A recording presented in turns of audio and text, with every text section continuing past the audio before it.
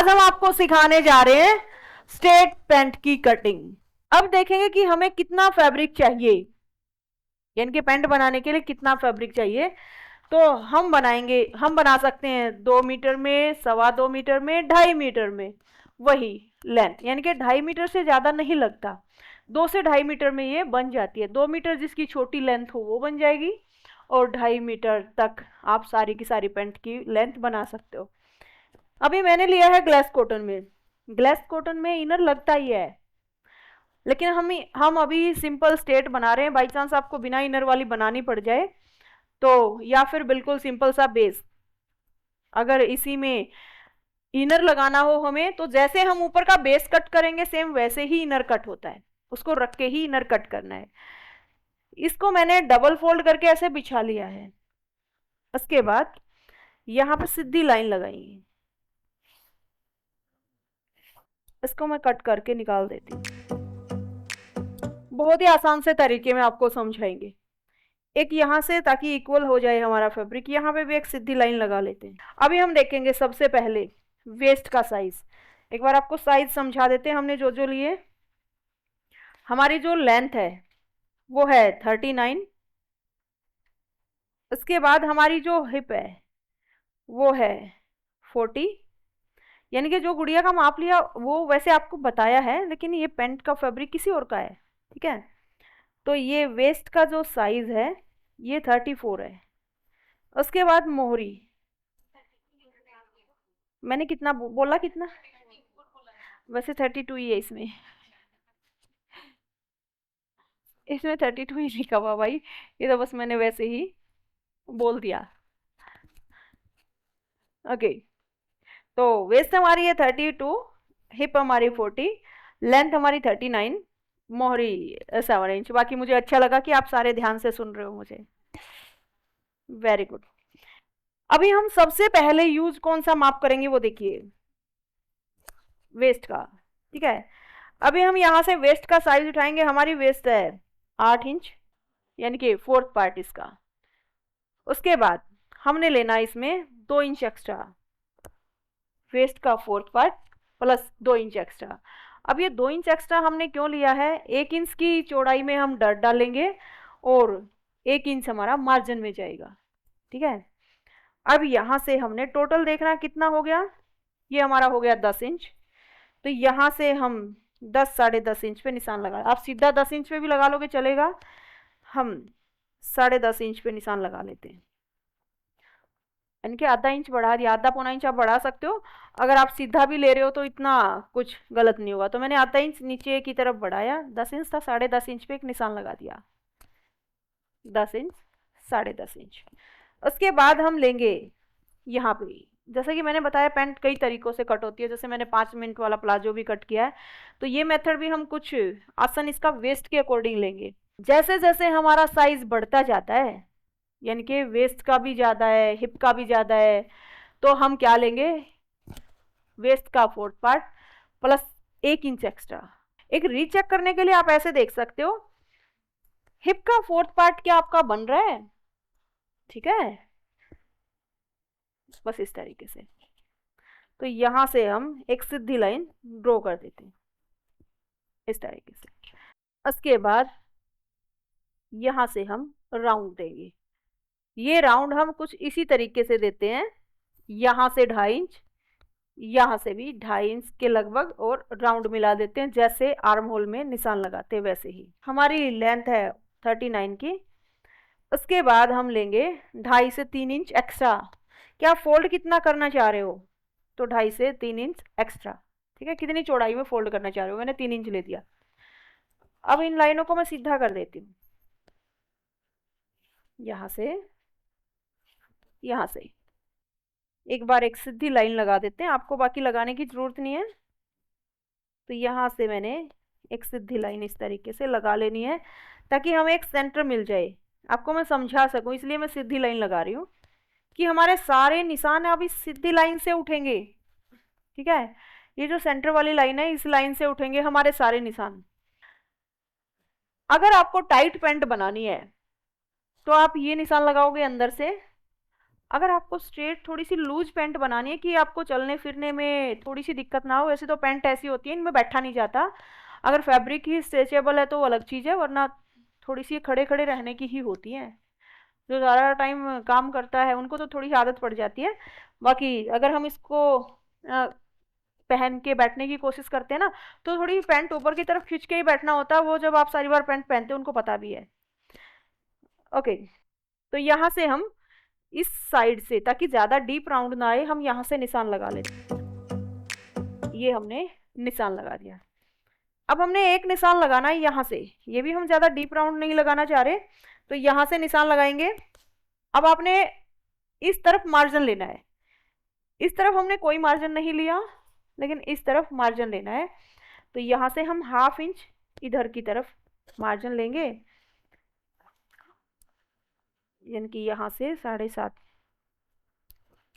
अब यहाँ से भी हम सेम निशान ऐसे ही लगा लेते, इस निशान तक ऐसे।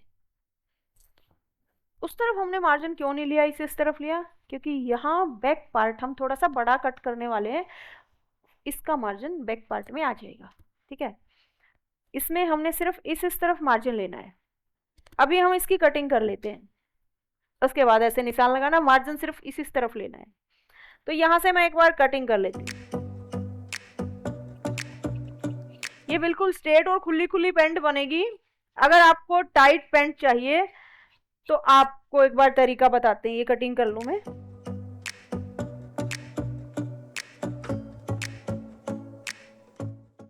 ये फ्रंट पार्ट हमारा कट हो गया, बैक पार्ट कट करना भी बहुत आसान है। ये हमने सेम इसी तरीके से फैब्रिक बिछा लिया। एक बार सीधी लाइन ड्रॉ कर लेते हैं ताकि हमारा जो फैब्रिक अनइक्वल हो कहीं पे तो वो इक्वल हो जाए, निशान हमारे बिल्कुल सीधे लग जाए।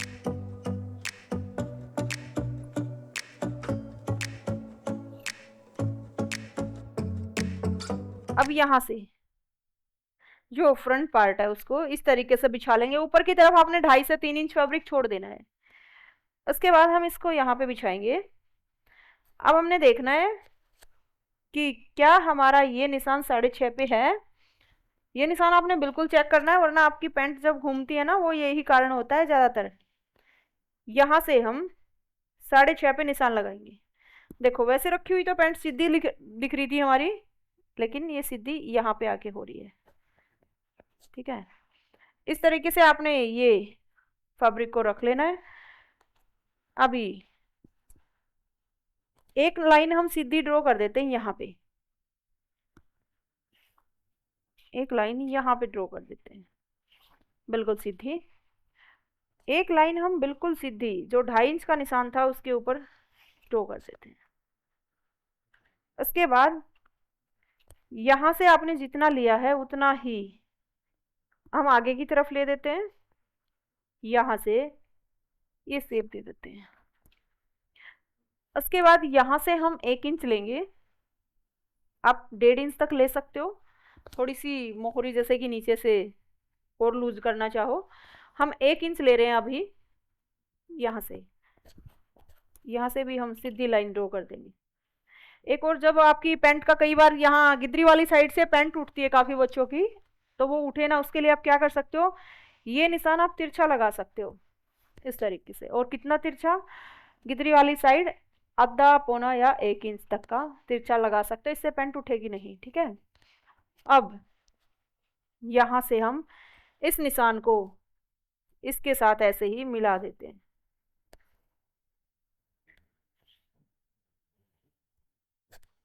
यहाँ से ऐसे में इसको मिला देते हैं। ये हमारा बैक पार्ट का निशान हो गया।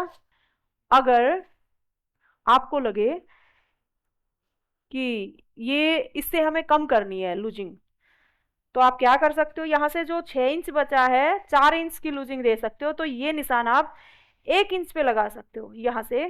तो आप क्या कर सकते हो, इस निशान को आप यहाँ पे लगा सकते हो। उसके बाद यहाँ से 2.5 इंच आगे लोगे, या कितना आगे लेना है, जितना यहाँ पे पहले लिया था, यानी कि बैक पार्ट के लिए समझा रहे हैं बस। ये आप फिर 2.5 इंच यहाँ से लोगे और ये राउंड फिर आप यहाँ से दोगे।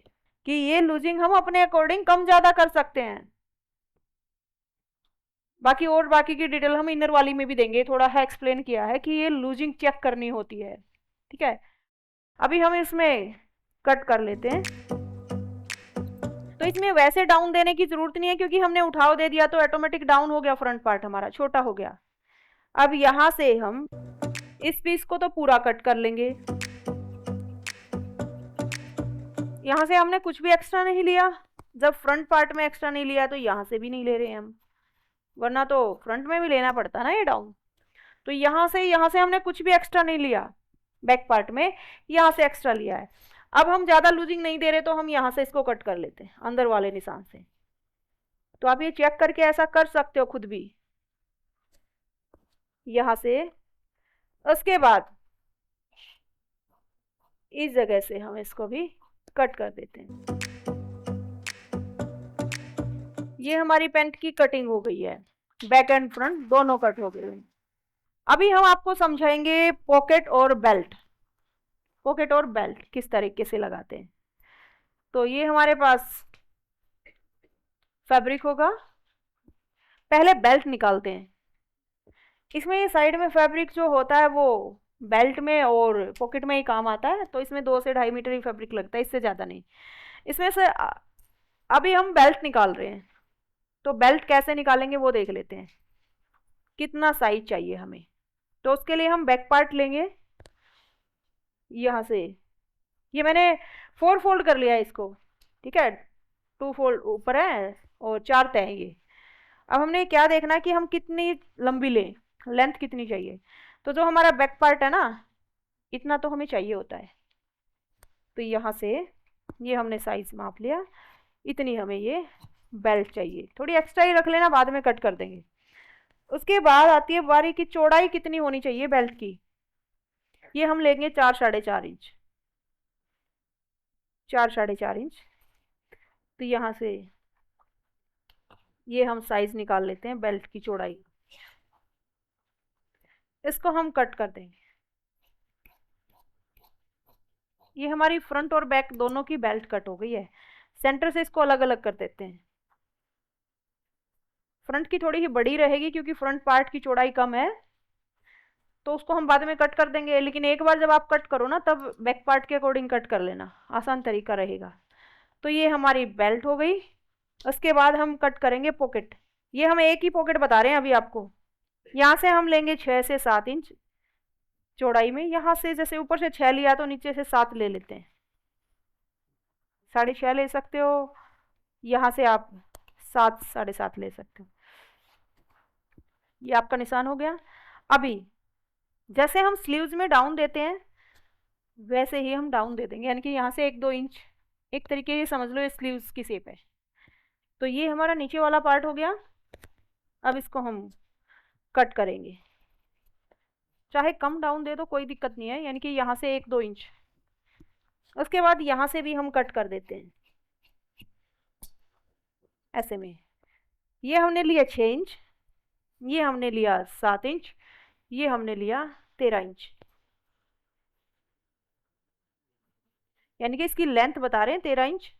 अब तो इसकी लेंथ कम रह गई होगी, फिर भी आपको कटिंग करने के बाद बता देते 13 इंच। और ये 11 इंच, यहाँ से इसकी लेंथ रह गई है 11 इंच, यानी कि 2 इंच हमने कम डाउन कर दिया। समझ आ गई पॉकेट? बस इतनी ही आसान थी पॉकेट, बस इतना सा ही था पैंट में। समझ आई है आपको? कट कर सकते हो सारे। तो चलिए मिलते हैं आपसे नेक्स्ट क्लास में, तब तक के लिए bye, take care, see you again. Thank you भाई बच्चों।